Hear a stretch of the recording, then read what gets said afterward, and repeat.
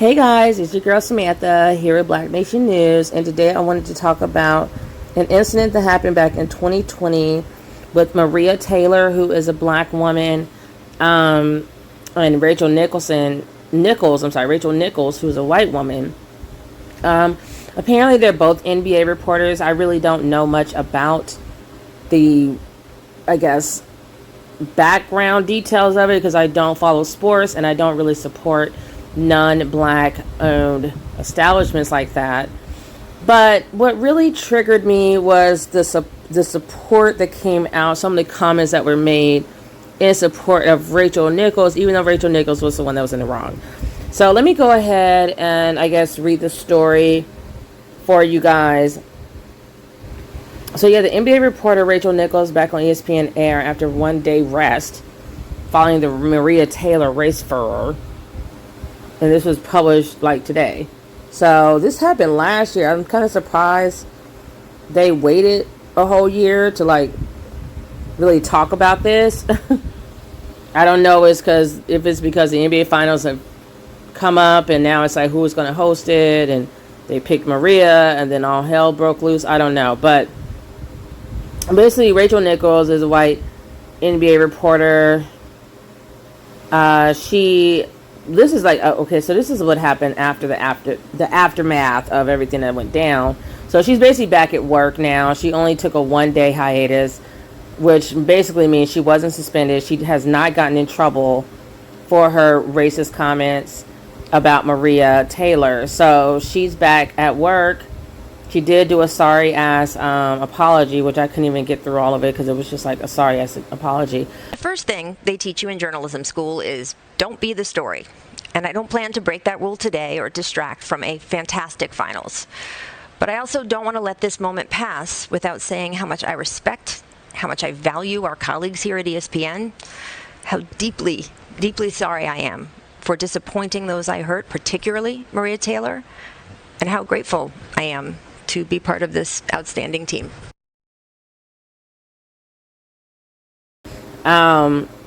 And there was a few things that stood out to me that was a problem. So first, Rachel Nichols was on the phone with a man, or I guess an advisor to Los Angeles Lakers superstar LeBron James. His name's Adam Mendelsohn. So they were both happily being white racist on the phone. And I was like, what? He's an advisor to LeBron James. Like, okay, like, he would be fired. And then if I was LeBron James, and then they said Nichols. So basically, Nichols was talking to Adam and was saying, or Mendelsohn, whatever you want to call him, that Taylor got the job, the hosting gig for the NBA Finals because of her race. We're gonna act like she just doesn't have any kind of credentials, right? So let's find out who Maria Taylor is, shall we? So I'm gonna go ahead and put up Maria Taylor. Let me, her husband's quite handsome. There you go. Let me see here. Beautiful woman. This is the first I'm really learning of her because, like I said, I don't follow sports. I don't really worry about white people stuff. So let's go ahead and go look at Suzette Maria Taylor. She's an analyst and host for ESPN and the SEC Network. She covers college football, college volleyball, NBA, NFL, and college men's and women's basketball. This woman is statuesque. She stands like 6 something. I think she's like 6'1". And she, let's go ahead and read it. She was born in 1987, so she's young. She's like, she's like 34. To Stephen Suzette Taylor. While attending Centennial High School, Taylor had a successful 4-year basketball career in which she received many accolades. Among her awards, she received among the awards was being the member of the Atlanta Tip-Off Team of the Year, being a Fulton County Scholar Athlete of the Year, offensive MVP of her high school volleyball team for 3 years, and a 3-time All-Region selection, and being named All-State as a senior. Taylor was additionally selected to be a member of the 2004 USA Volleyball Junior National A2 team. So as you can see, she has been quite successful in athletics. And so we're going to just continue. Let's see what happened to her during her career. Okay. So prior to 2012, Taylor was a reporter and host for IMG College at the University of Georgia for 3 years. She also appeared on various studio shows, including Dog Report, Seckman's Basketball Tonight, and Sports Night. In 2013, Taylor was a sideline reporter on ESPN2's weekly Saturday night primetime college football telecast in addition to the Orange Bowl, her second consecutive year covering the annual bowl game. She has been an analyst on the NCAA Women's Basketball Selection Show, NCAA Women's Basketball Tournament Preview Show, and also ESPN's coverage of both the NCAA Women's Basketball Tournament and Women's Volleyball National Championship for the previous 2 years. Taylor joined the SEC Network in 2014. She's also a college football reporter on SEC Network with Brent Musburger and Jesse Palmer. Then in 2017, it appears she joined the ESPN College Game Day broadcast team as a reporter and host, replacing Samantha Ponder. And then she was an ESPN host and reporter for the college football playoff between the University of Georgia, which is where she's from, and the University of Oklahoma. Subsequently, she was a host and reporter for the 2018 College Football Playoff National Championship between the University of Alabama and the University of Georgia. Taylor works at ABC broadcast of Saturday Night Football as a sideline reporter with Chris Fowler and Kirk Herbstreit, calling the game from the booth. Let's see here. So she basically has quite the resume. Now let's see what Nichols has done in her lifetime. So remember that Maria Taylor is 34. Okay. We want to see why Rachel is so better.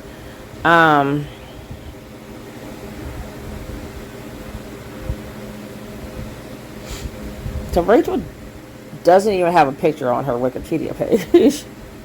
This is how unimportant she is. So her name is Rachel Michelle Nichols. Married name Alexander. She's an American sports broadcaster who is currently a television host for ESPN, a sports reporter, and an anchor. She hosts an NBA discussion show, The Jump, which airs weekdays on ESPN and covers news and stories from around the league with a panel of NBA analysts and players. They put that she is between the ages of 47 and 48. I don't know how you can be between the ages. She was born in Potomac, Maryland.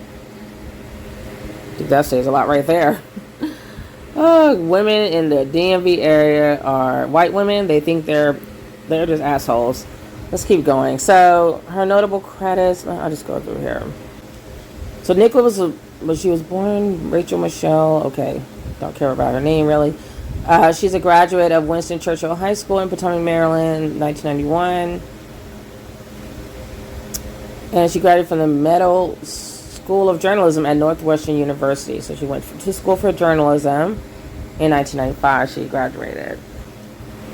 And then here you have Nichols began her career as a sports journalist in the 1990s, first writing for Fort Lauderdale Sun-Sentinel Sports, page 1995-1996, before covering the NHL's Washington Capitals for the Washington Post from 1996 to 2004. Then she later joined the ESPN in 2004, where she became a regular part of SportsCenter, Sunday NFL Countdown, and Monday Night Countdown, as well as a regular on the network's NFL and NBA coverage. Nichols was also a correspondent for E60 and worked as a sideline reporter on a number of Monday Night Football broadcasts. In 2013, she left ESPN for CNN and began hosting Unguarded with Rachel Nichols. In October of that year, the program would change from a regular series to an occasional special by October of the subsequent year. Nichols was widely praised for her tough questioning of NFL Commissioner Roger Goodell in the wake of the Ray Rice scandal. So a lot of athletes felt like she used the domestic violence with black guys as her ticket to fame, or to as you have certain jobs or certain gigs or projects that you can do when you're on the corporate plantation to get that promotion. And a lot of people felt like she really focused and went in hard on the Ray Rice and Floyd Mayweather domestic violence scandals to really make her career stand out. So she did receive widely praise for her tough questioning of NFL Commissioner Roger Goodell in the wake of the Ray Rice scandal, and likewise for confronting boxer Floyd Mayweather on his history of domestic violence. During this same period, Nichols also worked the sidelines for Turner Sports NBA on TNT program from 2013 to 2016, working both regular season and playoff games. Now in 2016, she co-hosts The Jump, a daily discussion show she created covering the NBA. So she just created the show. In 2019, she was named host of NBA Saturday Primetime on ABC and the NBA Finals on ABC.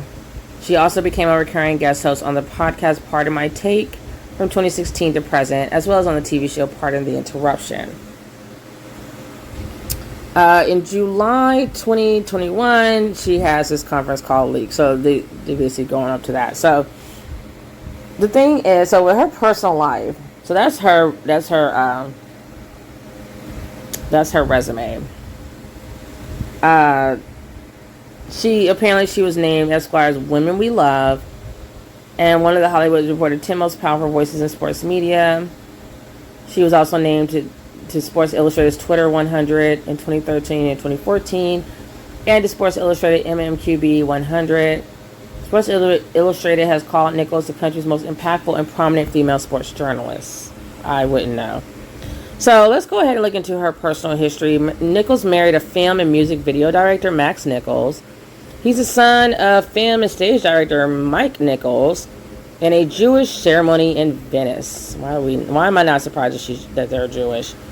Her mother-in-law, the stepmother of Max Nichols, and the last wife of Mike Nichols before his death, is Diane Sawyer. Together, they have twin daughters. She also has one older brother and one younger brother. So I know y'all heard me right. Her mother-in-law is Diane Sawyer. Okay, so I know you can say, well, that's the stepmom. Like, let's not pretend that Diane Sawyer did not have a relationship with what is her name, Rachel Nichols, all these years, all these decades. Because as you heard, Rachel Nichols is like between, I guess, 47, 48 years old. So she's almost she's like over a decade older than Marie Taylor. So let's go ahead and, this whole controversy's come out. There's a few things I want to point out that I was pissed off about. One, I didn't understand why one of the employees who turned the audio over to either HR or Taylor, she was the only one that's gotten reprimanded. No one else has. Rachel Nichols is saying racist comments along with Adam Mendelsohn, and neither one of them are, to my knowledge, getting any blowback. Oh, actually, Suzette Marie Taylor is 6'2". I figured she was 6'2". Okay, so anyways, so it's like a lot to unwrap. So I really wasn't going to speak on this because, like I said, I don't follow sports, don't really care about sports. And one reason why I don't really follow these sports is because of people like Steven Jackson. He's such a fucking sellout. And you're probably like, who is Steven Jackson? Yeah, you're right. I didn't know who he was either until I finished watching Paris Milan's channel, and she mentioned him in her video, and I was like, who is this clown? He's a clown. He has several videos of him defending Rachel Nichols. And he's just one of those typical dusty ass beta male, bitter ass black guys that don't like black women. So Steven Jackson defends Rachel Nichols. He said Rachel deserved that job. They was trying to give Maria a sympathy job. I don't think so. I would say focusing on diversity is a sympathy job. And as Rachel said in her comments, as a quote-unquote woman, because you know how white women love some fucking affirmative action, don't they? I mean, they use it more than anyone else.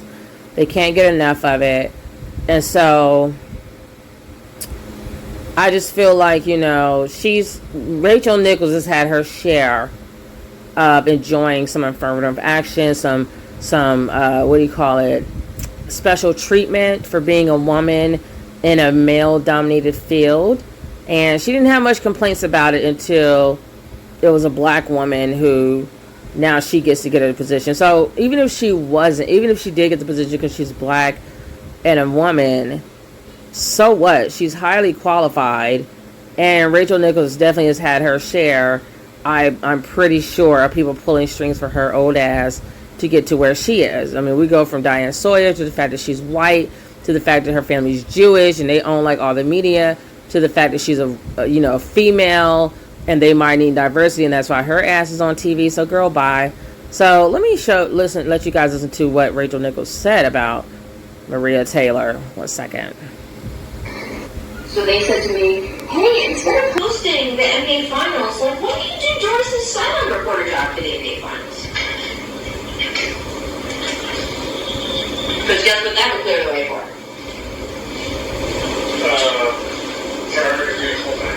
For Maria to do the hosting for them.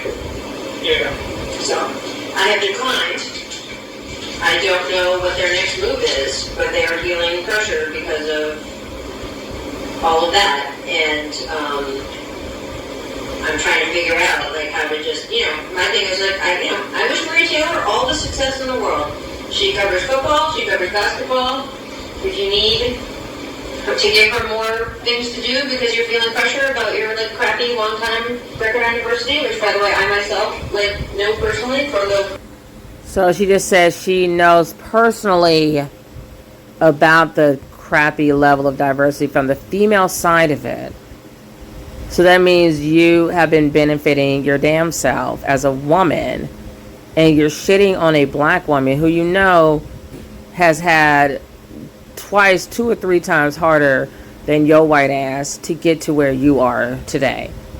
Like last I checked, I don't think Maria Taylor knows a Diane Sawyer. I don't think she's married to someone who knows someone like a Diane Taylor knows anybody that can be pulling those kind of strings like Rachel Nichols has. And then she's not white, she's black, so she has that cross to bear, shall we say. And it's just bullshit. This whole thing is fucking bullshit. This whole conversation is a white woman feeling sorry for herself, throwing herself a pity party because she doesn't know how to be overlooked by a black woman. And the thing with ESPN, I think ESPN and all of them, like the way they're handling is crap.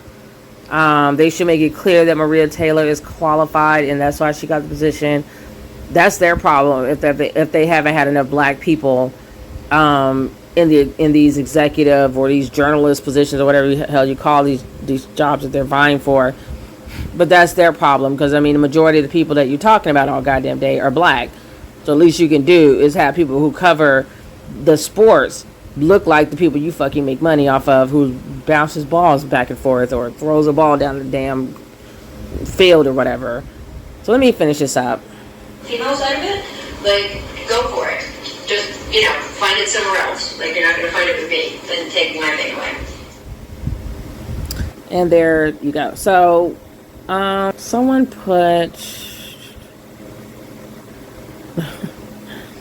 said we all ramble. We say things when we're frustrated. And Rachel did deserve that job. It's just plain and simple. I talked to Rachel and I know a lot of things she was saying out of frustration because ESPN put her in a bad position. Oh, this is from that idiot. Let me see if this is from that one guy. I'm pretty sure it is. The Steven Jackson dude. He's a clown. But anyway, so he's saying she deserved that job. He understands her frustration. And they even put Maria in a position where he can't even speak properly, and where they was trying to give Maria a sympathy job. They was trying to make themselves look good because the Black Lives Matter, George Floyd movement was going on. Okay, stop shucking and jiving and popping your eyeballs out. You got your butter biscuits. You're eating your butter biscuits, I'm sure. So you can go sit your ass down now. So that really angered me about how he responded. And I just thought that was really tacky. It's like, why do you need to comment at all? Why do you feel the need to comment? And so then I found out some other racist things he said about black women.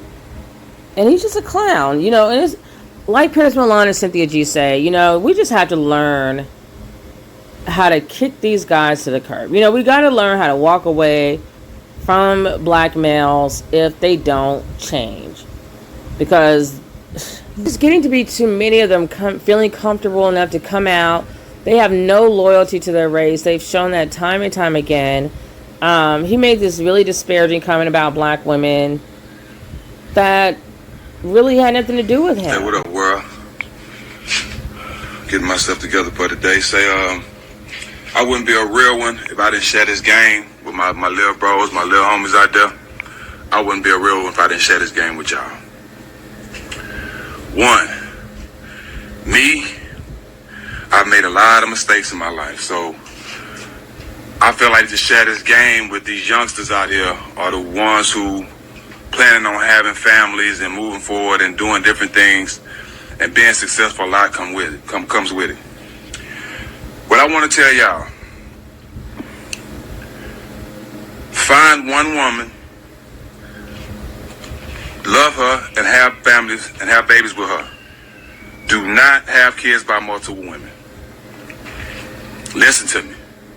That shit is overrated. The shit is played out, and it ain't what you think. It ain't what you think it is. Okay. I have kids by 5 women. Right. I take responsibility for laying down with them, making baby with them, making babies with them, and all that. I take full responsibility. You know what I'm saying? But 3 of them, I regret even knowing. Paid millions and millions and millions of dollars in child support. You know what I'm saying? And still don't see my kids. At 42, my kids in high school and in college. But peep this out. I'm saying this to say, find one woman, love her, have kids with her, and build your family. Because having kids by multiple women can destroy your life. I've been having 3 out of my 5 trying to destroy my life since the beginning of time. You know what I'm saying? Like I said, I paid millions in child support and still don't see my kids. You know what I'm saying? I'm telling you this to tell you to be smarter, bro. Don't make the same mistakes I made. Find you one woman, love her, and have kids by her. Because having kids by multiple women can destroy your life, bro. Because a bit of baby mama ruins black men just as much as the police or just as much as anybody. Okay? They won't say that. And of course, women won't say that because it's majority of them. But fellas, we got to be smarter. Okay? We got to be smarter. I don't have problems with my kids' mothers unless they done ran out of money. And it's just facts, bro. It's just facts. But be smarter. Make a better decision. Don't be running around willy-nilly like I was doing and all that. And, try to find your relationship and stay in that one, bro. Because I'm telling you, you have a life of pain and misery and unnecessary stress. And it ain't nothing you doing. It's the bitterness of another person. Okay? So continue to love your kids and do whatever. If you do have kids, love them just as you were in a great relationship with their mom. But if you don't have kids, bro, take your time. Why did he have to say that? See, I don't know if it's like a guy thing, but I think it's a black beta male guy thing. Like, why do you have to tell black guys to love your kids just as if you were in a great relationship with the mother? Like, what does the being in a relationship with the mother have to do with the kids? They're not one and the same. You laid down with one and birthed a child. Like, the child has nothing to do with your relationship with the person you laid down with their other parent. So it's just weird. Like, I thought that was a hot mess just now. Like, why do you have to say that? Love your kids. Love them just as if you were in a good relationship with the mom. So if you were in a bad relationship, like is there even a time where you're like, and of course I'm saying this rhetorically because I know that there are too many times where deadbeat fathers walk their ass out of the picture altogether because him and the mother don't get along. What does that have to do with the child?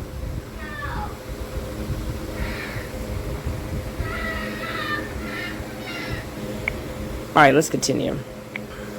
Find you one woman, settle down and have kids and do it the right way. Because I'm telling you, the quickest way and the fastest way for a demise of a black man, especially a successful black man, is a bitter black woman. Truth hurts. Ooh, okay. You know what I'm saying? Brothers that's out here that ain't getting in trouble, that ain't selling drugs, what's ruining their lives? Opportunity and bitter black women. And that's just the truth. If you ain't doing nothing wrong, you ain't dealing with the police. So what else is ruining you? Opportunity and bitter black women. It's just the truth. I had to share this with my youngsters out there, man. Don't be nutting off and everything like I did. You know what I'm saying? I take full responsibility. I don't regret my kids, but I take full responsibility for the situations and the drama that I've had all my life from laying down with these women. I regret it, but I take full responsibility. Be smarter than Stack 5. I made all the mistakes so y'all won't have to. So my 2 sons won't have to. You dig what I'm saying? Love. He's a fucking joke. So I read somewhere else on Twitter where he said he doesn't even date black women. So how are you saying that black women will be your demise, bitter black women, if you don't even date black women? I also feel sorry for his children because they had this dusty ass, old ass, gray haired father sitting up on here basically talking shit about their mothers. That's embarrassing. So let's see what his baby mamas look like while he running all over in the while he running all over in the streets and throwing his penis everywhere.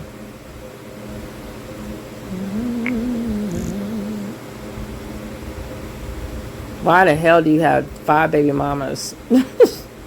But you talking about you have drama, you have bitter black women. Well, you didn't get 5 baby mamas by doing the right thing. I mean, what the hell? You're not married to anybody. You running around, sleeping with everybody. You're a hot mess.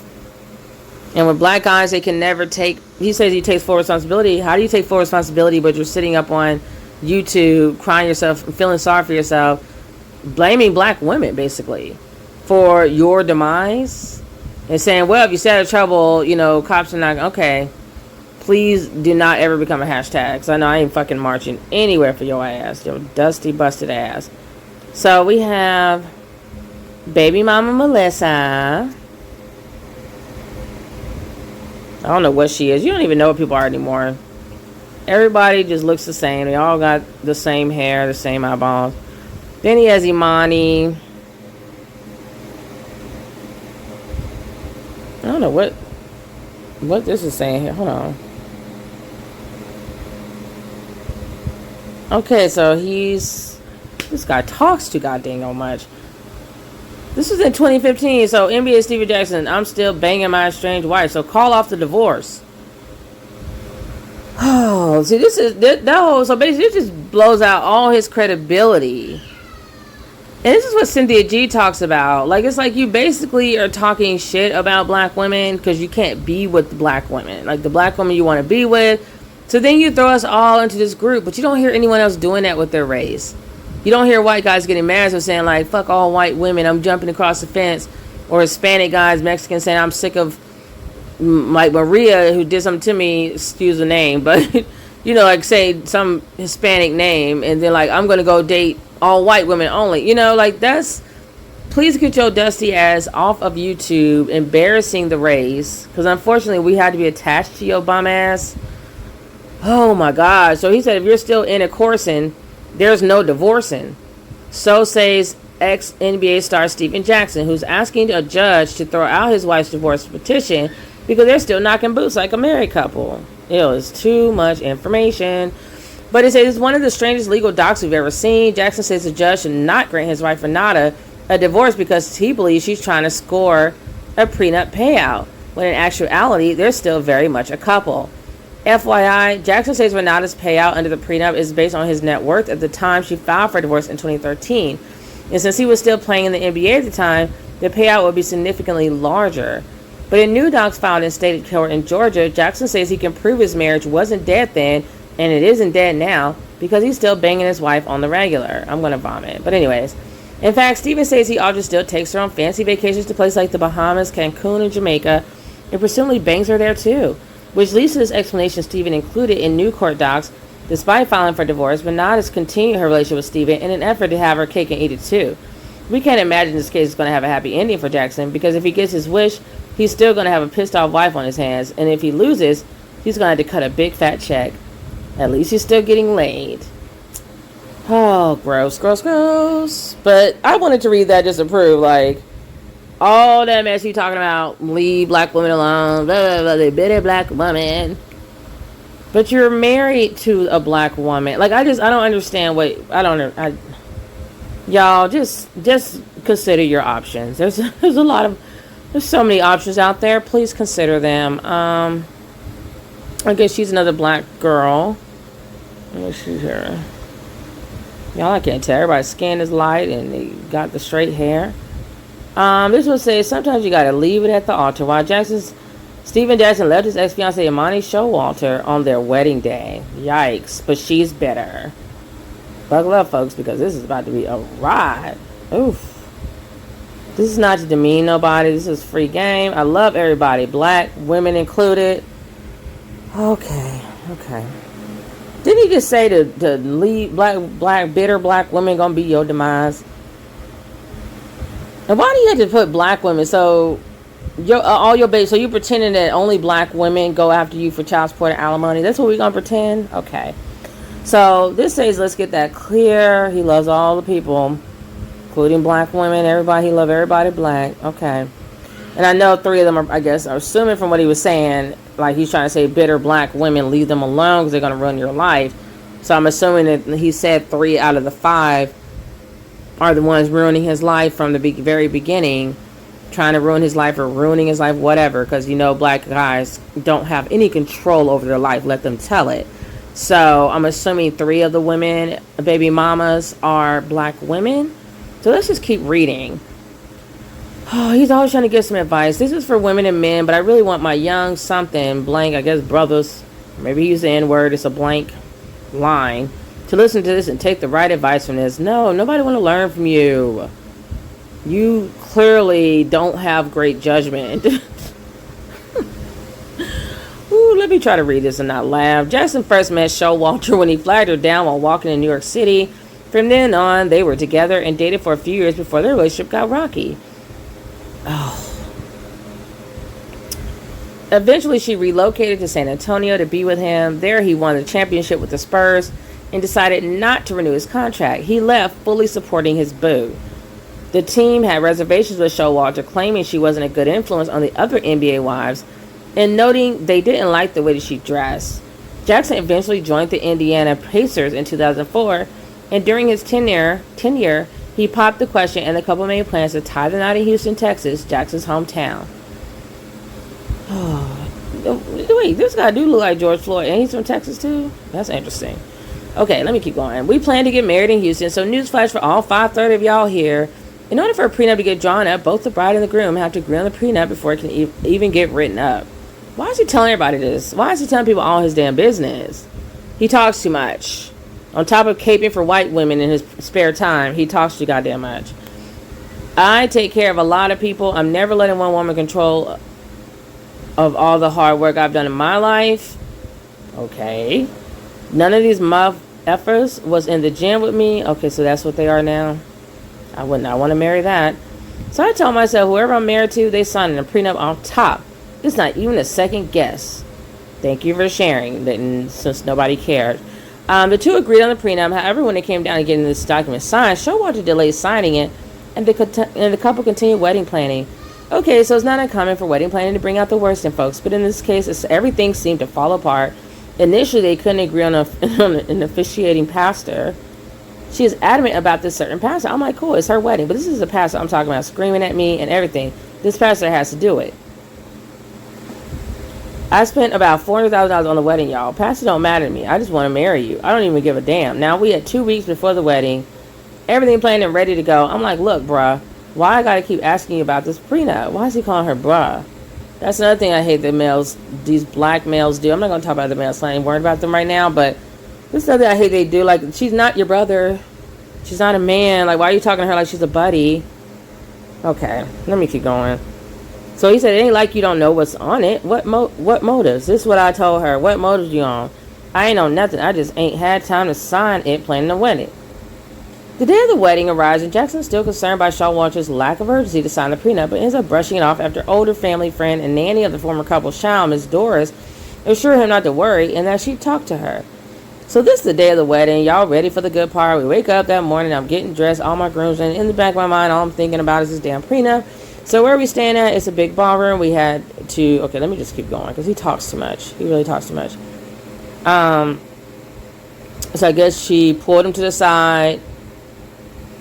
Who pulled him to the side? The lady that's supposed to be helping his fiance sign the prenup. She still ain't signed it. So I said, I ain't getting married then. Steph was like, she ain't signed the prenup. What we been here for? Then the preacher stops us. I guess he's trying to say, because they can't spell. Yes, the preacher she selected and Jackson opposed. He says, hold on now. I know you love this girl. Don't make a drastic decision. I think you should just let God handle it. I said, huh? He said, as a pastor, I don't believe in prenups. Now I know why she was fighting for you. You don't believe in prenups. Damn, what you believe in? I put everything in God's hands. And God is telling me to put the pen in her hand and make her sign this goddamn prenup. That's what God telling me. So God telling you and me two different things. So basically he this is funny. They said now we all know that the elders in the family know best. His late grandmother confessed to his mother before all this went down that it ain't gonna be no wedding. Oh, I can't with these people. All right, so that's an issue. So now basically he's angry at black women because of his bad choices. And let me see here. So that's the one he was in. No, that was this. She don't even look like herself. I'm like, is this the same girl? I guess so. I guess it's the other baby mama. I don't even know if this is the same woman. Oh my gosh. Because, they like to talk about the same people over and over. So that's Renata again. Oh my gosh. Just makes your head spin. All right. So anyway, so the point is I guess he do have a few black baby mamas, and that's why he's bitter. Because things didn't work out. I highly doubt the other ones are perfect and not giving him a hard time.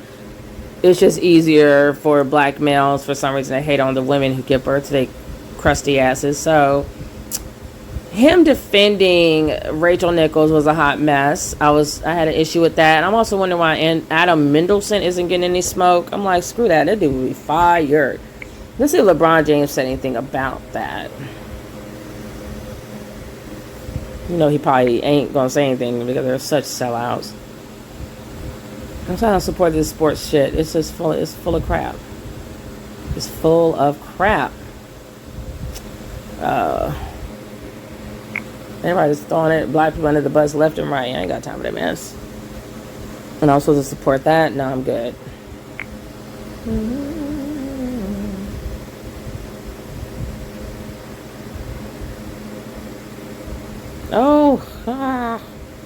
He said between LeBron James' thoughts on BLM and Me Too, I'm exhausted. Adam Mendelsohn finds the Lakers star's pursuit for justice a chore. Wow. So that's what he really said, because it looked like they blanked out some stuff. Oh, so this is his PR advisor, comes under fire.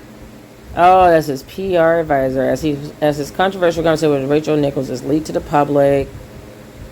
As cerebral as Jamie is on this topic, so it is still a necessity of a person of his status to have a PR advisor. But what do you do if that very same person is revealed to treat issues you care about like nothing more than a chore?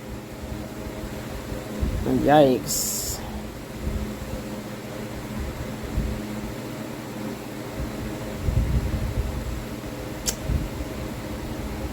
He said, I'm exhausted between Me Too and Black Lives Matter. I got nothing left.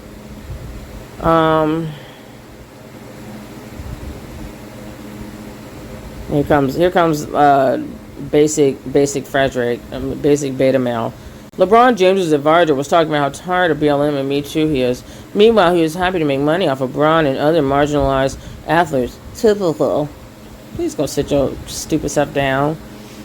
If y'all were doing what you're supposed to do as black men, as real men, you wouldn't have this white dude being an advisor to anybody. So they blame yourselves. Here he goes, and I made a stupidly careless comment rooted in privilege, and I am sincerely sorry. I shouldn't have said it or even thought it, said Mendelsohn. He continues saying, I work to support these movements and know that the people affected by these issues never get to be exhausted or have nothing left. I have to continue to check my privilege and work to be a better ally. Frankly, his apology sounds convincing to us, not to me. But will it be enough for LeBron James in the world, or will he lose his entire career for wasted? Oh, man. I'm sure LeBron will keep him there because black guys don't have any loyalty to their own race, and they're weak as fuck. So, let's see here. I don't think LeBron is saying anything about him. I think if LeBron knows he's racist. You know what I'm saying? Like, it's not, I'm sure this is not news to him, which is sad, because it's like you knew he was racist, but you're still paying his ass when you could be paying a black person to do his job, who wouldn't get tired of Me Too and Black Lives Matter, if it's a black woman, because those issues directly affect her. So they said Mendelsohn has been an advisor to James for more than a decade. Last year he co-founded James's Black Voter Promotion Group, More Than a Vote, and he's the senior advisor to the group. Great. We have the person who doesn't give a fuck about our issues being the senior advisor to that group. Just basic black guy shit, black beta male bullshit. More Than a Vote's website notes that the group launched amid the Black Lives Matter protest following the murder of George Floyd and Breonna Taylor. Our goal, energizing, educating, and protecting black voters. Let's see how far that goes, because they're trying to take our vote as we speak. So yeah, guys, so let me know what you think in the comments below.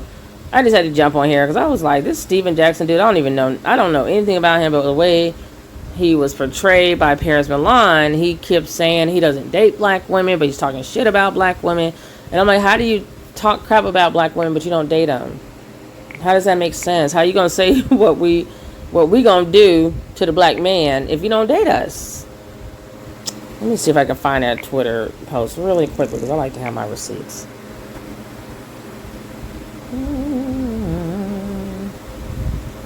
Ooh, this guy just a mess. He talks too damn much.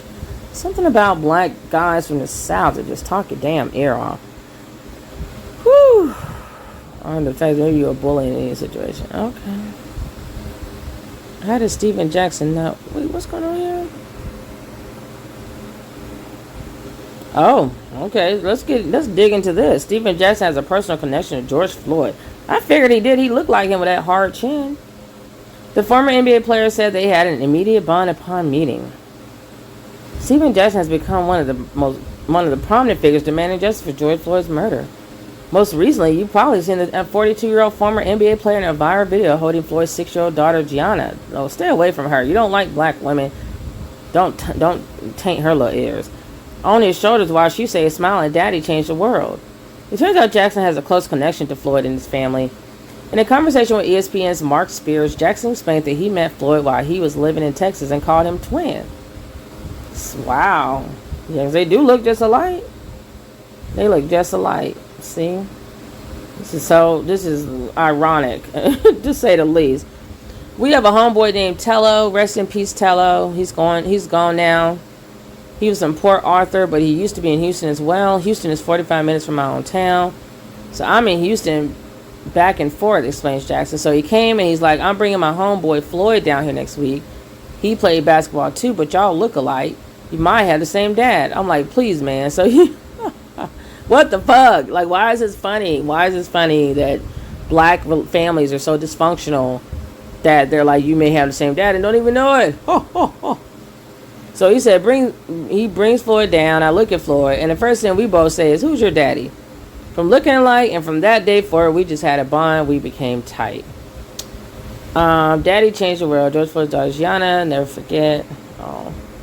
So Jackson is still beside. What's the chances of that? Like, you have a basketball player who's your friend. You see what I'm saying? I'm going to be here for you and Gigi.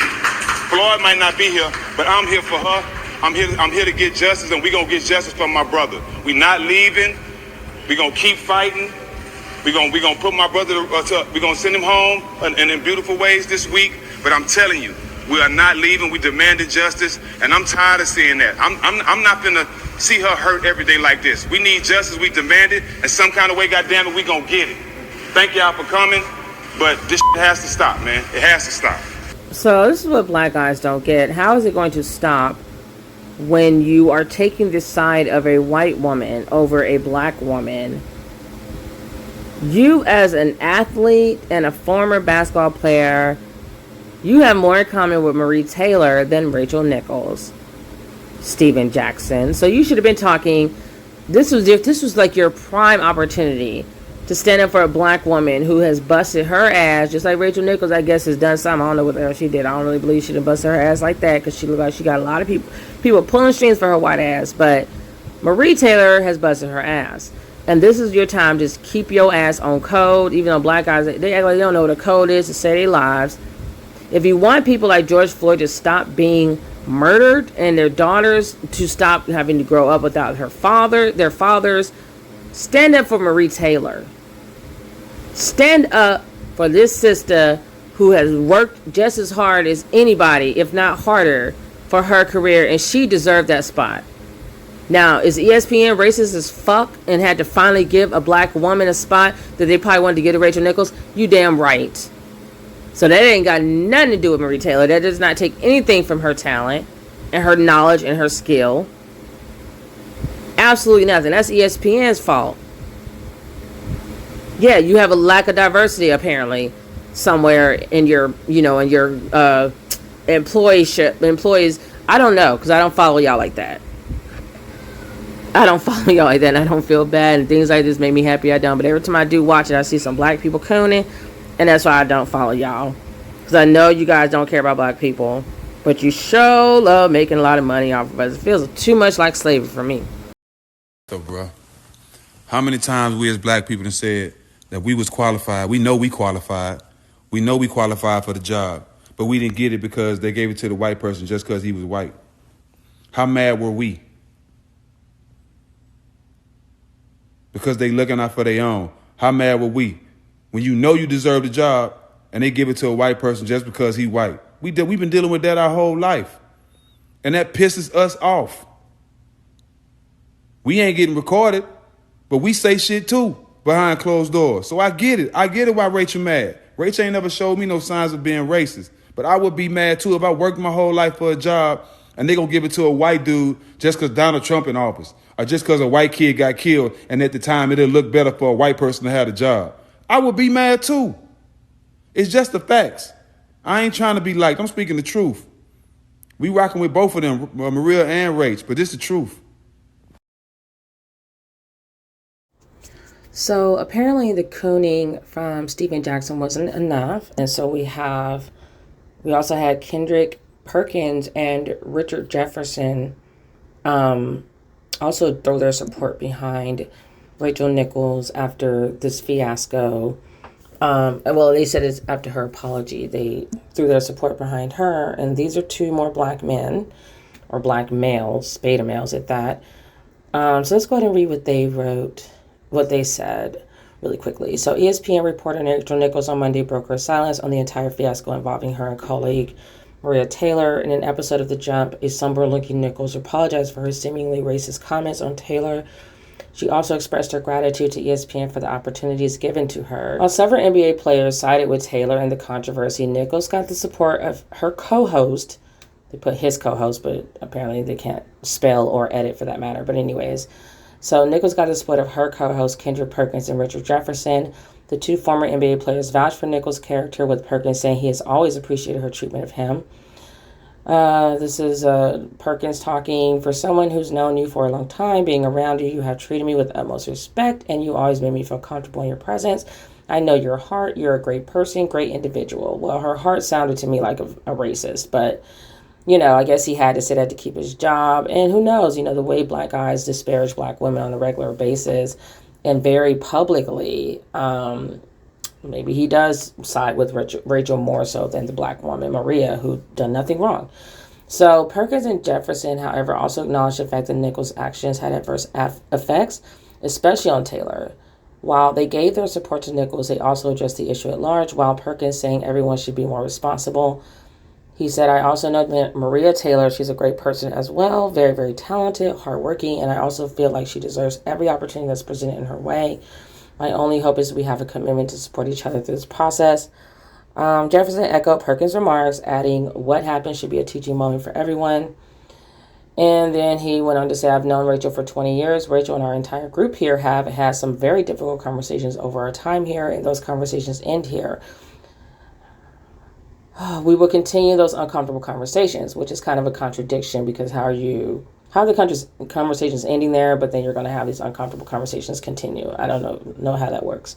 So it says, no one is excused. This doesn't just go away. We have to learn and understand and become better for each other. It's still unclear how huge Rachel Nichols' role will be for ESPN in the NBA Finals. And to my knowledge, she has been pulled completely off the roster or panel or whatever you call it. And another colleague who apparently has nothing to do with this whole drama is going to be doing the NBA Finals sideline. I know Marie Taylor, I think, still has her position, I want to say, but there's someone else who's coming in who's going to be doing it for the longer period. And like I said, I'm not fully immersed in sports or ESPN, so I don't know the exact schedule of all that stuff.